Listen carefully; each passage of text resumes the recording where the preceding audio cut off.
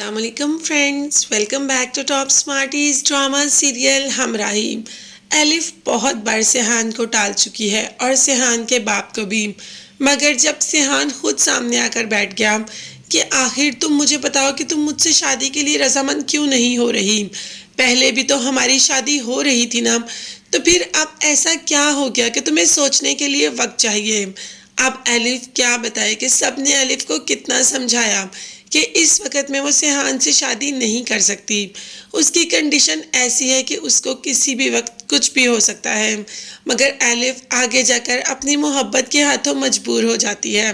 وہ جانتی ہے کہ ڈاکٹر نے اور اورنگ نے اس کو کتنا سمجھایا، مگر سیحان کے آگے اور اس کی محبت کے آگے وہ سب کچھ بھول چکی ہے، سب کچھ فراموش کر دیا اور آخر آگے جا کر سیحان سے شادی کے لیے ہاں کر دی۔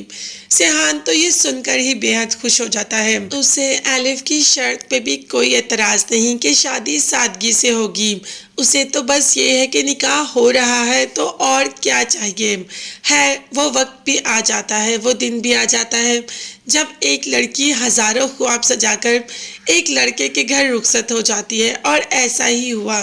اتنے سارے خواب لے کر دل میں بے چینی، گھبراہٹ اور تھوڑا ڈر بھی یہ لے کر سیحان کے گھر چلی جاتی ہے، ہمیشہ ہمیشہ کے لیے۔ اب دیکھتے ہیں کہ آنے والی زندگی الف اور سیحان کے لیے کتنی مشکلیں لے کر آئے گی۔ ابھی تو الف اور سیحان بے حد خوش ہے، الف جو کہ ڈری ہوئی ہی بھی ہے، مگر سیحان سے کوئی بات نہیں کرتی۔ سیحان تو خوشی سے جھوم رہا ہے اور الف کو کہہ رہا ہے کہ میں کبھی سوچ بھی نہیں سکتا تھا کہ مجھے اتنی جلدی اتنی آسانی سے میری محبت مل جائے گی۔ مطلب بابا کیسے راضی ہو گئے، مجھے اس بات پر یقین بھی نہیں آ رہا۔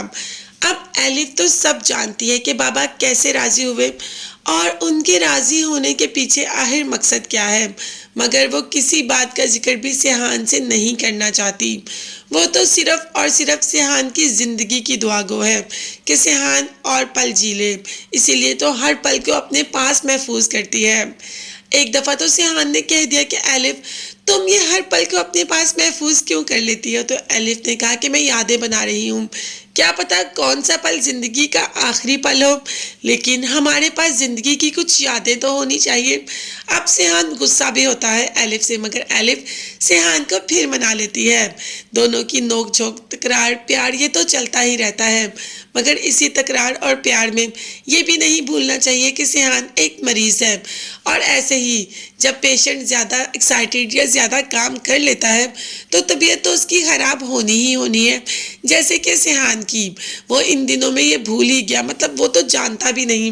الف کو تو سوچنا چاہیے، الف بھی بھول گئی کہ سیحان کتنا بیمار ہے، اور بس جیسے ہی باہر بیچ پر جاتے ہیں تو سیحان کی بیماری واضح بھی ہو جاتی ہے اور سیحان وہیں پر گر جاتا ہے۔ الف تو بے حد پریشان ہو جاتی ہے۔ اب دیکھتے ہیں کہ ڈاکٹر کیا نتیجہ اخذ کرتے ہیں، کیا کہتے ہیں، یہ دیکھنے کے لیے چینل کو سبسکرائب کیجیے گا۔